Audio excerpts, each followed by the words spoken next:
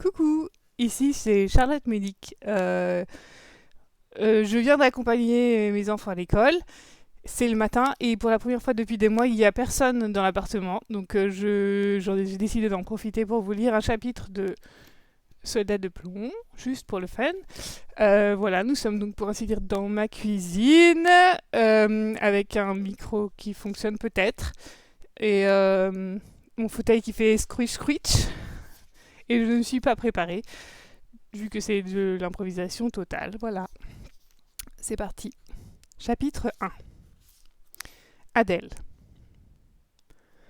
Mon regard s'est égaré derrière le bureau de la DRH, vers les cartes de Noël, les décorations kitsch, des petits Pères Noël, des boules, et même une guirlande rouge qui a l'air vraiment très incongrue, ainsi scotchée au mur beige d'un bureau triste à mourir. J'ai complètement zappé la conversation, et je sursaute presque quand elle m'adresse la parole à nouveau. Vous êtes dispensé de revenir, dit-elle en me tendant la liasse. On fera le reste par courrier. Ok, dis-je un peu malgré moi. Ça tombe bien, ça m'arrange. Je prends les papiers de rupture conventionnelle sans même les regarder et je les fourre dans mon sac. Est-ce que j'ai envie de pleurer ?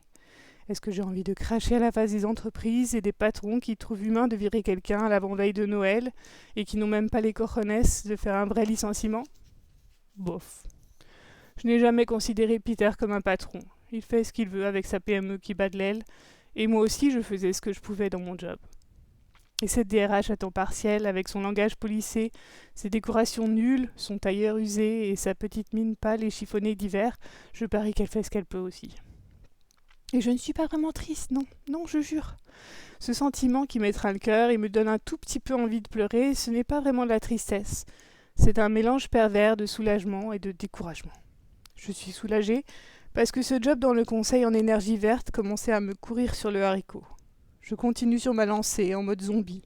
Tous les jours, je ris, je réfléchis, j'échange des informations, je mange, je dors, je fonctionne. Mais je suis morte à l'intérieur.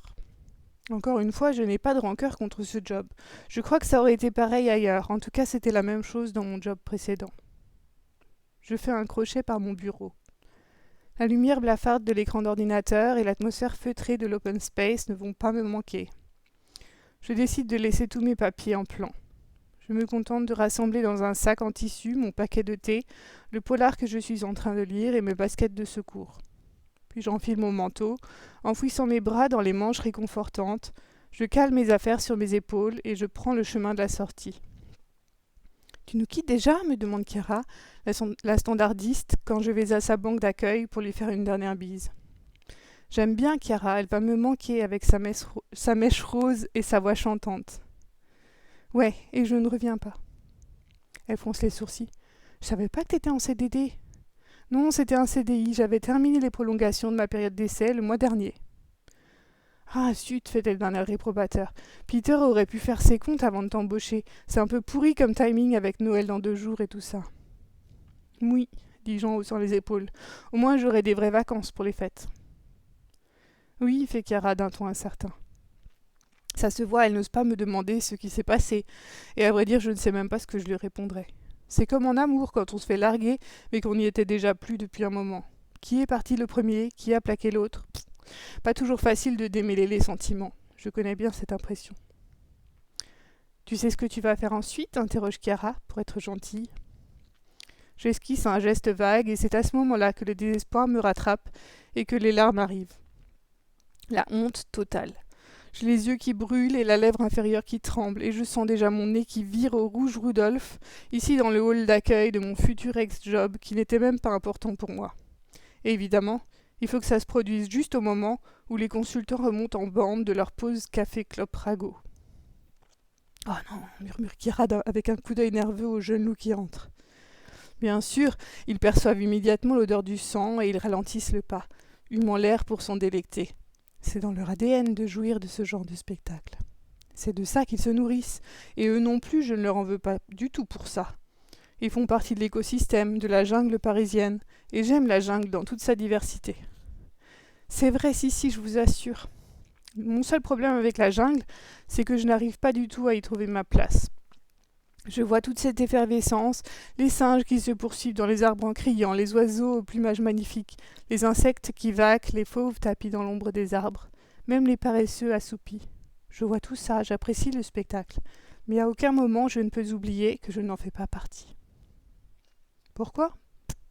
Aucune idée. Ça a toujours été comme ça. Je viens d'une famille heureuse, je n'ai pas peur des gens, j'essaye de m'intégrer, c'est vrai, j'aimerais bien savoir hurler avec les loups. Mais au moment de tendre mon cou vers la lune pour pousser le cri primal, le cœur battant et prêt à exploser de joie, je me rends compte que ça ne sort pas. Un instinct plus puissant encore intervient toujours pour me mettre à part et le cri ne monte pas et je repars la queue entre les jambes. J'utilise cette métaphore avec les loups, mais j'ai essayé toutes les meutes, les essaims, les ruches, les bandes, les bancs. Rien à faire. Je ne trouve pas mon animal totem. Là, dit Chiara en me tendant une boîte de Kleenex d'un air embêté. Tiens, ne t'inquiète pas, tu es futé, je suis sûre que tu vas retomber sur tes pieds. J'accepte son offre et j'essuie le mascara qui coule avant de me moucher. Ne t'en fais pas pour moi, ça va aller, bien sûr, je trouverai autre chose. Comme le standard est calme et que personne ne la harcèle avec des photocopies, Chiara se sent obligée de me consoler. Tu sais ce que tu vas faire demande-t-elle. Je pousse un profond soupir. Non. Dans l'immédiat, je suis un peu à court d'inspiration. J'ai toujours eu cette idée en tête, ce fantasme d'un job total qui répondrait à tous mes besoins. C'est peut-être ça le problème. Je ne suis pas comme Chiara qui cherche essentiellement à boucler ses fins de mois, ni comme ces consultants ambitieux qui convoitent le succès, le pouvoir, la carrière, les appartements intramuros à 1,5 million. Moi, je voudrais à la fois une source de revenus et d'amour, une famille, une vocation et une activité infiniment stimulante intellectuellement. Voilà, c'est comme si c'était fait. Si je ferme les yeux, je peux encore la voir, cette jungle, je veux presque la goûter. Et au fond de mon cœur, en tout cas, je sais exactement ce que je fais ici. Je suis une exploratrice. Mais ici, dans le monde quotidien du Paris ordinaire, il n'y a rien pour moi à explorer.